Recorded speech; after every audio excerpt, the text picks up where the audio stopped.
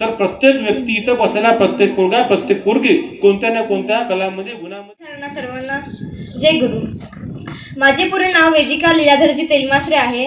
मी इयत्ता 8वी मध्ये गेली आहे आणि मी आज राजमाता जिजाऊ यांच्याविषयी बोलणार आहे.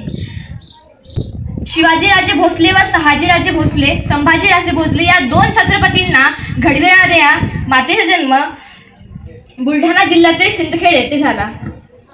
ना वाकायचे ना झुकायचे, ना वाकायचे ना झुकायचे, अजयावर पलटून वार करायचे. ना वाकायचे ना झुकायचे, अत्याचारावर पलटून वार करायचे. सन्मानाने जगायचे आणि सन्मानाने स्मरायचे अशी शिकवण देणाऱ्या या मातेला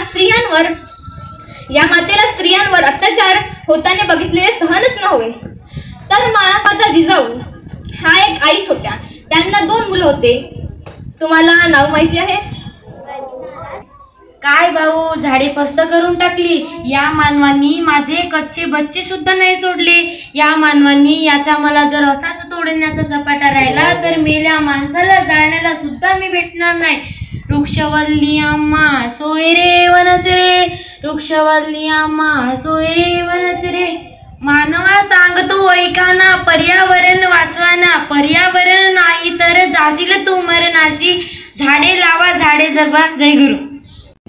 माझा टॉपिक आहे जीवन शिक्षण शिबिर. जीवन शिक्षण शिबिर म्हणजे हा एक महत्त्वाचा आणि उन्हाळ्याच्या सुट्टीमध्ये 15 दिवस अड्याळ टेकली मध्ये राहायला येतो. मग त्याच्यानंतर 15 दिवस झाल्यानंतर आणखी आपल्या मामाच्या गावी जातो. मग तिथून आल्यावर शाळा सुरू होते. धन्यवाद.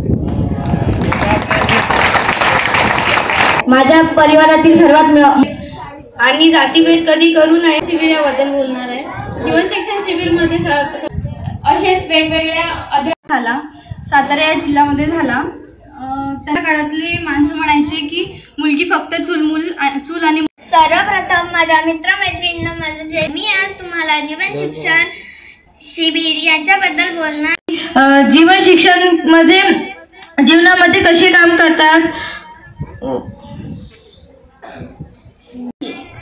माझ्या आई गावाची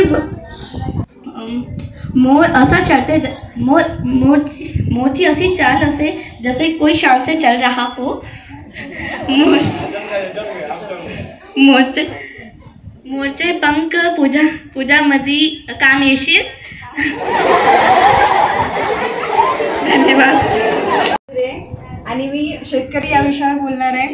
शेतकऱ्याला अंबोरे आहे आणि मी आज आई या विषयावर बोलणार आहे. आई या शब्दाचा अर्थ असा होतो की आत्मा आणि ईश्वर यांचा संगम म्हणजे आई. माझं गाव एक छोटंसं गाव